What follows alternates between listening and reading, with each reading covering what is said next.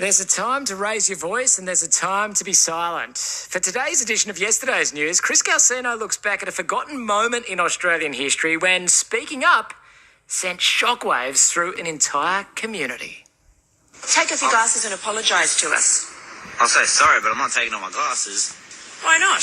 Because they're famous. Gentlemen, this is Democracy Manifest. I tell you what, any boss who sacks anyone for not turning up the day is a bum. Not happy, Jan! In the annals of every utterance to pass over an Australian's lips down through the centuries, there's no shortage of explosive vernacular, eloquent witticisms, or in the case of this current sentence, self-indulgent verbiage which says with 49 words what could much more effectively be said with 6. But for all the oratorical genius that this country has produced, there was one very mundane interaction which might just go down as the most jaw-dropping bit of banter of all. Although banter might be overstating it.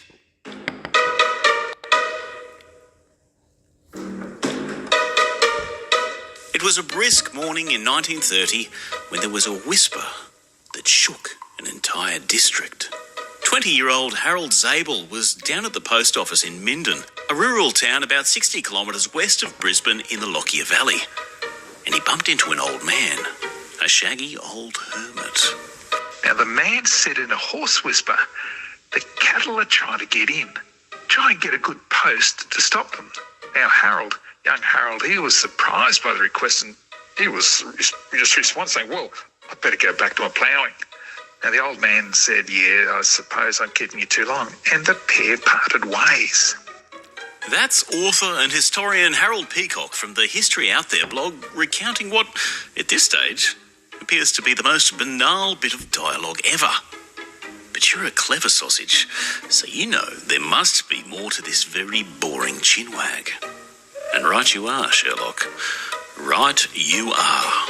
Now that short conversation was perhaps the most astounding conversation in Queensland or even Australian history. That's because Harold had known the old man all his life, had said good morning every day, but the old man had never said a word. In fact, for 44 years, the entire district believed the old man was deaf and dumb. Not a single word had crossed this old fella's lips for 44 years. No stray g'days, not a slippery little how you going that somehow got through. Just stone silence. And let's just say that the entertainment industry wasn't what it is today, back in 1930. The news of the man having spoken, that causes sensation across the whole district, and many people actually believed it was a miracle. Others said it was the shock of the cows literally coming into his home. The old recluse was named Richard William Middlestat. He was at least 78 years old, and not the sort of bloke whose portrait you might find plastered to the wall of a fancy modern-day hair salon.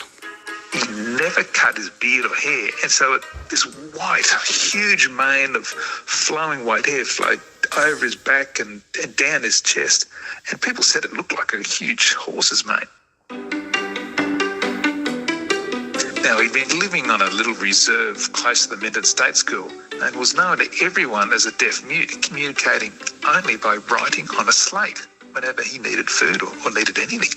Richard lived in a very humble lean-to that he'd cobbled together on the reserve beside the Warrego Highway, never uttering a word.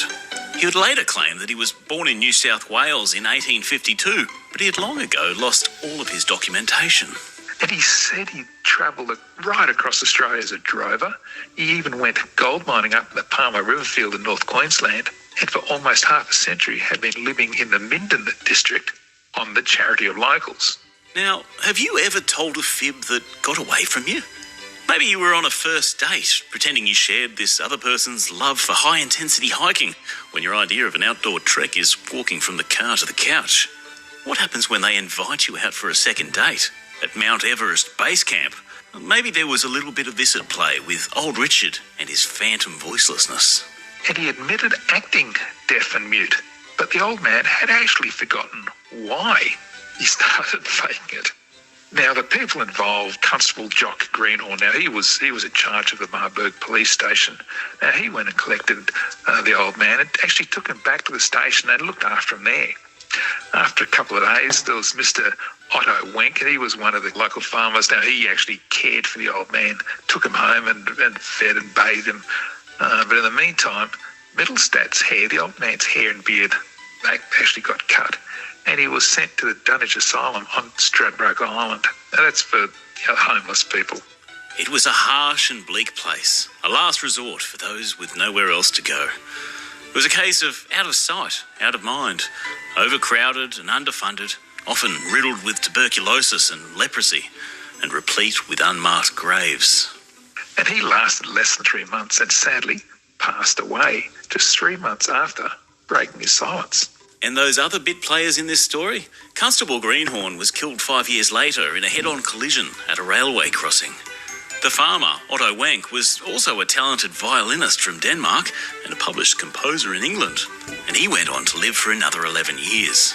And as for Harold Zabel, the first person to hear the Minden Hermit speak, he got married at Minden, but his wife died just months later, so Harold married his first wife's cousin, and they lived happily ever after in Forest Hill. In fact, Harold lived to be 91 years old, passing away not just 20 years ago. So I would have loved to have met him and asked him about the day the deaf-mute hermit ended his silence after 44 years. That was Harold Peacock from the History Out There blog, speaking with Drive's Chris Calcino for that edition of yesterday's news. We'll find out what else is making current and present news now. It is 5 o'clock.